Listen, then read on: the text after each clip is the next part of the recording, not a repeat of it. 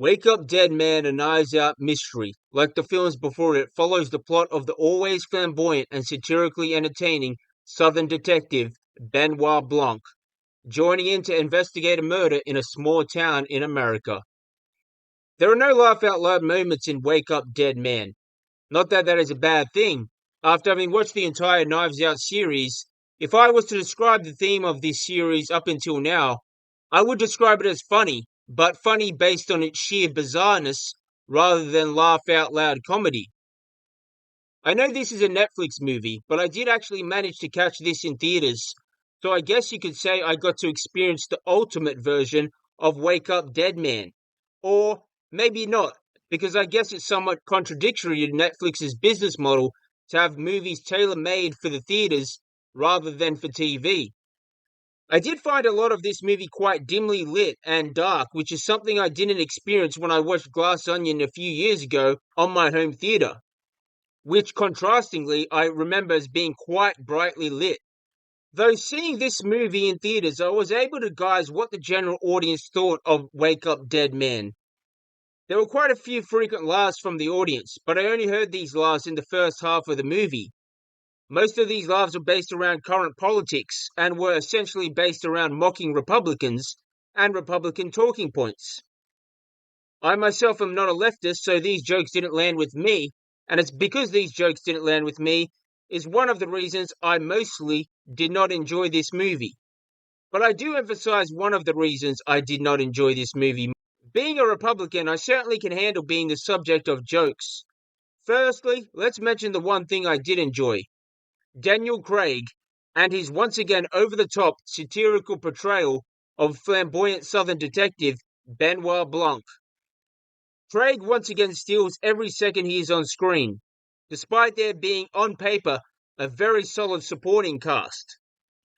And I say on paper supporting because this movie doesn't make the most of its strong supporting talent. Most of the supporting cast only have limited speaking parts.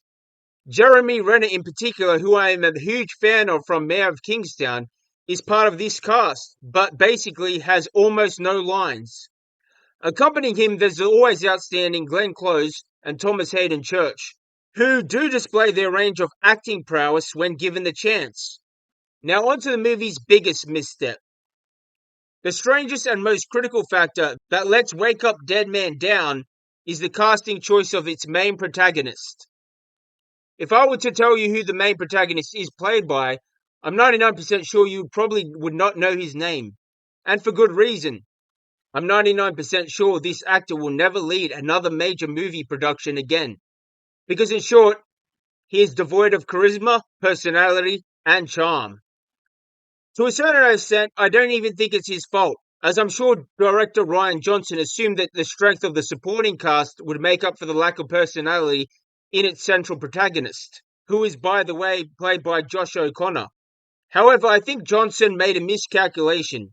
I think the main reason Wake Up Dead Man doesn't land right is because the main character lacks charisma and also lacks any sort of satirical comedy to his character.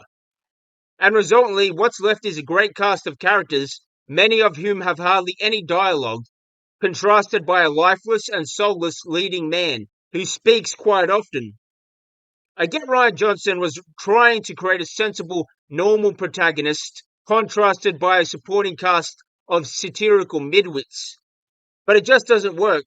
The main character needed charisma and to display some satire himself. Take Ewan McGregor's performance in Fargo Season 3, which is where Ewan played the line between satire and serious drama perfectly. I think Ewan McGregor or a performance like that could have turned this movie into a classic. Glass Onion, I thought, was an incredibly entertaining and bizarre movie that captured the spirit of the Knives Out universe perfectly. What helped that movie was the incredible performance by Edward Norton as the uber bizarre futuristic tech oligarch. The bizarreness which translates into satirical comedy is what makes the Knives Out series so good. To be fair, Wake Up Dead Man does make a strong effort to continue the theme of richly bizarre satire that the previous films established. It just doesn't work as the main protagonist, a young priest played by Josh O'Connor, just doesn't measure up to Edward Norton or Christopher Plummer's before him. He's basically unknown as an actor. Let me know in the comments below if you've heard of Josh O'Connor, but I'm pretty up to speed on the movie business, and I've never heard of him, up until now. I give credit for Rian Johnson for taking a chance on an unknown actor, but here it just doesn't pay off. Additionally, the script just doesn't flow as well as the previous ones. It feels very convoluted as a movie, and I get the past films were somewhat convoluted as well, but here the convoluted plot is just hard to sit through, which for a movie, hard to sit through is not a good thing. Wake Up Dead Man is 2 hours and 20 minutes in length, and I just was waiting for it to end, because I just found it convoluted, and the main protagonist wasn't compelling me to watch on. It's certainly not as good as Glass Onion or Knives Out, but if you're a fan of the series, I would recommend giving Wake Up Dead Man a shot.